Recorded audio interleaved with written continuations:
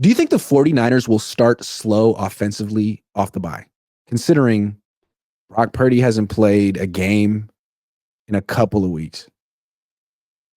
Since 2023. He hasn't played since 2023. That was last year. That's a long it was time, last year. Yeah. Wow. Yeah, I guess I didn't really think about it like that. Then yes. No, I'm just kidding. No, I don't. I don't think that they're going to start off slow at all. What I look at is this offseason. And we didn't know if Brock Purdy was going to be able to play week 1 initially. Obviously, as we got into camp, it became pretty clear that he was going to be there. That being said, he still didn't have an offseason to improve. His offseason was spent rehabbing. So if there was going to be rust, don't you think it would have came after an offseason of rehab, taking time off in training camp, not really playing during the preseason, and then going into week 1 on the road against the Steelers defense that proved to be pretty good this year? Yes. He wasn't rusty at all. And if he's not rusty, the offense isn't going to be rusty. This team has a ton of talent on offense, and the rust factor goes with Brock Purdy. So if Brock Purdy can go a whole offseason and do what he did and come out week 1 and play as well as he did, I have a hard time believing that after a full season of games, that 3 weeks is going to be the kryptonite that slows him and this offense down. I think they're going to be just fine. I would be shocked if they don't score their first drive. That's what I was thinking about. That's the key. That first drive. Because the Niners really that sets the tone for them every week. They score on their first drive. I want to say more than any other team. It feels like it. I don't know if that's true, but they score on their first drive a lot. It seems like every game starts 7-0 Niners. I think every game but one, I want to say they scored their first drive, if I'm not mistaken. Okay. So are they going to be able to do that? Not even just Brock, but collectively as an offense with, after essentially back-to-back buys. Although a lot of the starters did play a little bit against the Rams, which is good, which is why they did it. Again, I expect them to score on their first drive. I kind of expect both teams to score on their first drive. I expect a high-scoring game. Now, I think the only thing that Kyle could mess up here is don't be overly ambitious on that first drive. That first drive would be great to sort of get Christian McCaffrey established and throw some short passes, and not like what you did against Baltimore, where you really wanted to take shot after shot and prove a point. There might be a little bit of rust. So just ease into the game, get everyone confident and in a rhythm, and then take your shots on the second drive. Something like that. But if Kyle handles it right, and LaFleur, I have a feeling this could be a high-scoring game. 2 really good quarterbacks. I know the Niners have a good defense, but they got shredded by Lamar and Joe Burrow. And this Jordan Love is playing as well as any quarterback in the league right now, unless he's a fraud. I don't think he is. Yeah, I don't know that he's a fraud. I mean, I think I get Jordan Love's been in the league a few years, but you're watching him start for the first time, and he's doing what most quarterbacks do. Most quarterbacks don't come out the way that Brock Purdy did, or Herbert did, or Mahomes did. The way that those guys started is not normal. Dak Prescott is another one. Most quarterbacks get better their rookie year as the season goes along. And I know this isn't his rookie year, but it essentially is his first year playing. So the fact that he wasn't as good his first 6 or 7 games, and now all of a sudden he's been great these final 10, I would say that he's probably going to be historically a lot closer to these 10 than he was those first 7 or so. Just because you're seeing him improve. He's just playing football.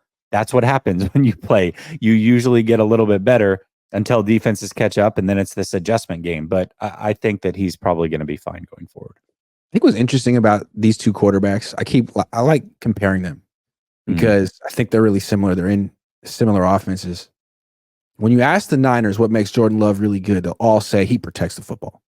Only 1 pick in the last 9 games. That's extremely impressive. And it is. I think the coaches might respect it more than the players. And I think in saying that, they're basically saying he's one hell of a game manager. Our guy, though, is a playmaker, a gunslinger. He takes chances. He throws the ball down the field. It fits into tight windows. That's cool. But I think Kyle Shanahan, does he want a gunslinger or does he want a high-level game manager? I think there's a little bit of longing in his voice when he talks about Jordan Love. Like, man, kind of would like a quarterback who does that. I don't know. I mean, is this game going to come down to which quarterback makes more plays or throws fewer interceptions?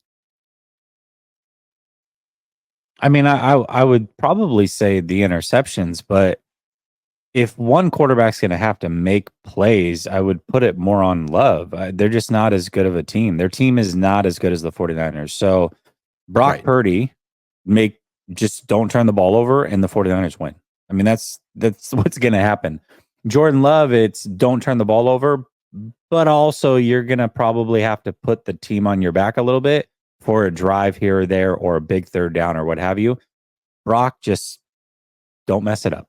Like, that's how much better they are. Now, Brock, when you get to the Super Bowl, what I'm saying about Jordan Love is also going to apply to you. It's going to be don't mess it up, but you're also going to have to convert on some big third downs. You're going to have to go and do the gunslinger stuff a little bit. But in this game, you're so much better than Green Bay. There's no reason to go that crazy. There just isn't.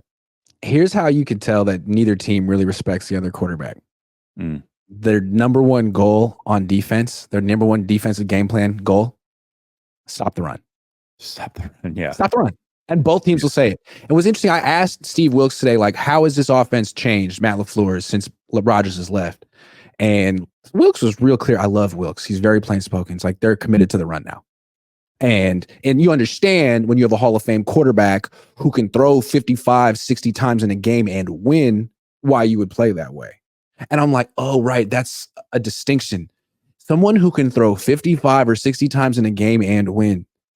Brock, I don't know that Brock can do that. I don't know that Jordan Love can do that. Only a handful of quarterbacks in the league can do that. And those are your gunslingers. Those are your playmakers. Those are your music makers. And they are the dreamers of dreams. What's that from? I have no idea. Willy Wonka. Oh, in the Chocolate Factory. I just saw the new one, by the way. It's like a prequel. Very good movie. It was actually well done. Okay. I took it there. I'm sorry. Anyway. Yeah. All right. If Brock loses, if the Niners lose and Brock throws 2 picks, or if the Niners lose and Brock throws 1 pick and Jordan Love throws none, no one's going to be talking about gunslinger in the offseason. He better be careful. I can't wait for this game. There's going to be so much pressure on both quarterbacks with every single throw. It's going to be crazy. I don't think there is pressure on Jordan Love. I think that they've already made it. Everything from here. This is the argument to say why Green Bay could be dangerous. And I think the 49ers win this by 10 points. So I don't think they're necessarily uber dangerous. But when you have a team that has nothing to lose and they can do crazy things like go for it on 4th down or have a trick play or a fake punt, and really nothing matters to them because they're ahead of schedule on this whole rebuild thing they're doing, that's dangerous. Where the 49ers, like, hey, you got to kind of play it tight to the vest, don't turn the ball over, all those things. The 49ers have pressure on them. Now, that doesn't mean they're not going to perform, but if one team has pressure, it's absolutely the San Francisco 49ers. They cannot lose this game. They can't. And the Packers, if they win, great. If they lose, okay, no big deal. There's really no pressure on the Packers here. Yeah. I don't know why I'm expecting a close game. I got into like a whole fight with Rob Guerrero this morning.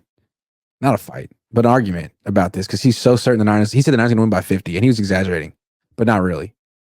And I just like, man, I don't know about that. To me, talking about if they're going to start slow offensively, this seems like a game that could be very high scoring. Again, we've seen the Niners defense struggle against mobile quarterbacks who can get out of the pocket, extend plays, keep their eyes down the field and make throws. Love can do that. And he has a hell of a running back.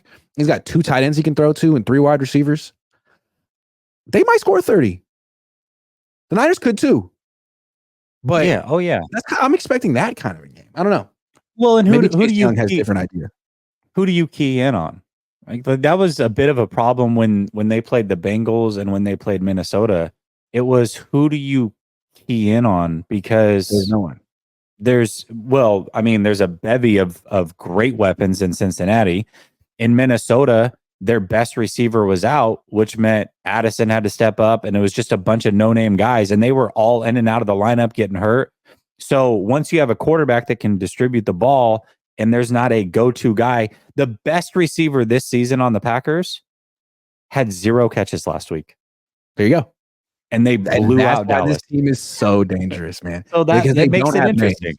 They're all a bunch of young guys. The whole team is super young, but they didn't seem like what's the drawback of being young in the playoffs? Maybe the stage is too big for you. Wasn't too big for them in Dallas last week. So forget that. Forget the young team. Forget that you don't know who they are. They're producing right now. It's a scary team to face. They're not beating themselves. They're not turning it over. Is their defense vulnerable? Sure. Yes. But very. So okay, score 35 because you just might have to win this game. Yeah, they may. I'm not going as crazy as Rob where they're going to win by 50 or anything. I am very confident in the outcome of this game. Sure. I think the 49ers are the clear better team. There's not like an ounce of me that's worried as a fan, but I also think that if we don't think that Jordan Love is good, or I'll say this, if you believe that Brock Purdy is the future of this franchise, and then you look across the way and say that Jordan Love's not any good, then I think those two things conflict. Whatever you think of Brock, you should think almost as highly about Jordan Love because he's had a fantastic season with less around him. So I would say at least respect Jordan Love. Not that you think that they're going to win, but if you believe the world of Brock, you should probably respect Jordan Love at the very least. I think the Niners defense is going to have to play one of their best games. Eric Armstead's going to have to be a big factor. Like, I'm not worried about the Niners offense. I'm worried about their defense. It has nothing to do with time off or whatever. I'm worried about the matchup against a mobile quarterback and a really good running back. You guys haven't been good against the run all year. Eric Armstead's coming back to save your bacon. What is his condition? He hasn't played in a while, and he has plantar fasciitis. So, no Cleveland Farrell. Can you stop Aaron Jones? Can you keep Jordan Love in the pocket? Because every time you let these mobile quarterbacks out of the pocket, you lose. You lose. So I want to see that. I don't know. I think I'm trying to look at their injuries. I think they're relatively healthy. I think Jair's going to play from what it sounds like. AJ Dillon probably won't. Good. I'm sorry. But he's better than their sorry. I just cursed. Give the ball to Aaron Jones a lot. AJ for sure. But if Dillon can get dropped a hard F. 5 to 7 carries, I mean, he's got to get held by somebody. Yeah. I'm not rooting for the Packers for the record. I expect a close game. And I'm surprised that so many people don't. Here's what you are rooting for. You're rooting for a little bit of chaos. And I don't think there's anything wrong with that. If there's chaos and it's close and people freak out, then that's good for you. I get it. Yeah, I don't want the season to end on Saturday. I would like this to go. No. Absolutely, you don't. No. But if it does, I'm ready.